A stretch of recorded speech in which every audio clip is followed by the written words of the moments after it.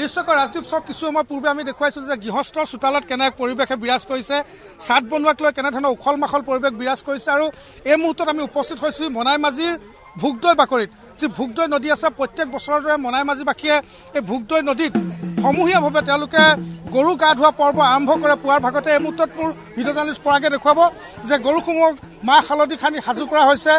মাখিয়তী সকলোৰে হাতে হাতে মাখিয়তী দেখা পোৱা গৈছে, যাতে গোটেই বছৰটো ভালে কুশলে যায়, মহ দাহৰ পৰা গৰু যাতে ৰক্ষা পৰে। নতুন পঘা যি চাট আছে, চাট লৈ ইতিমধ্যে সকলো সাজু হৈছে। কিছু সময়ৰ পিছতে ভোগদৈ নৈত এই গৰুসমূহ সমূহীয়াকৈ নমাই দিয়া হ'ব। আৰু খুব এটা সুন্দৰ পৰিৱেশ, বিহুৰ পৰিৱেশ চলি আছে এই মুহূৰ্তত। আৰু দেখা গৈছে এনেধৰণে গৰুক সিহঁতৰ নোৱাই ধুৱাই গৰুক এনেধৰণে মাখিয়তী দীপগতিয়ে দিয়া হৈছে।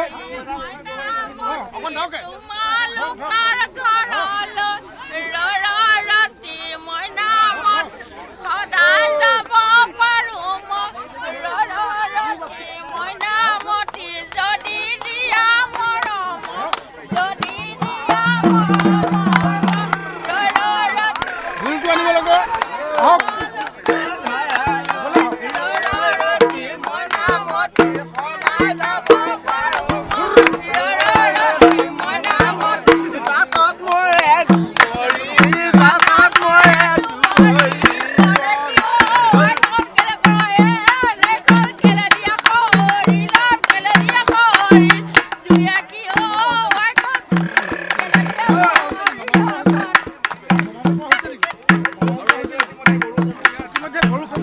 দেখা পোৱা গৈছে যে ভোগদৈ নৈ কিনাৰত গৰুসমূহ এনেধৰণে সাজু কৰা হৈছে। আৰু গৰু গা ধুৱাবৰ বাবে মুহূৰ্তত সকলো আগবাঢ়িছে। এয়া গৰু লৈ গৈছে মুহূৰ্তত নদীৰ বুকুলৈ গৰু লৈ যোৱা দেখা পোৱা গৈছে। মাখিয়ল যি দীপগতি আছে সকলো সানি মেলি নাচি বাগি ঢোলৰ বিহুৰ মাজতে এনেধৰণে গৰু গা ধোৱা পৰ্ব আৰম্ভ কৰিব বিচাৰিছে।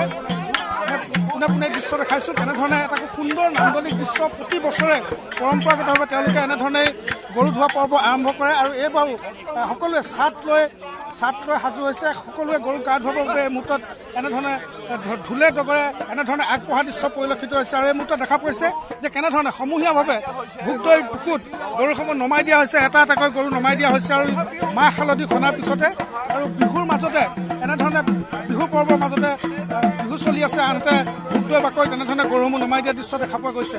আমি বিহুৰ মাজতো থাকিম, লগতে গৰু ধোৱা দৃশ্য আমি এই মুহূৰ্তত দেখুৱাই থাকিম।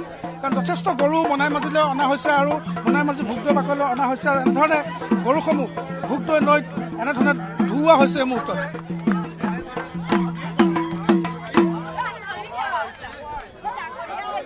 ধৰিব লাগে, বিহুতে ধৰিব লাগে।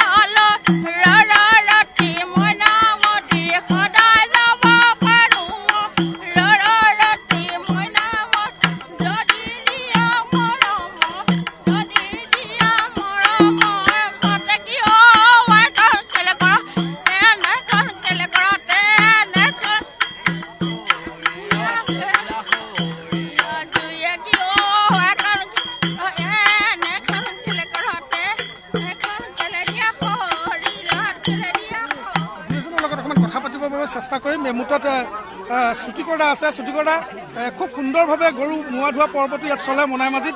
এই মুহূৰ্তত গৰু বিহু আৰু খুব সুন্দৰ এটা পৰিৱেশে বিৰাজ কৰিছে, কি ক'ব? হয়, মনাইমাঝিত এইটো পৰম্পৰা এটা চলি আছে। গতিকে বিগত বছৰ যেনেকৈ হৈছিলে এইবাৰো ইয়াত গৰুৰ পৰম্পৰা যিটো গা ধোৱাৰ কাৰ্যসূচী সেইটো ইয়াত ভোগদৈ নদীত হৈছে। গতিকে আমি ৰঙালী বিহু শুভেচ্ছা সকলোলৈকে অসমবাসীলৈ জনাইছোঁ।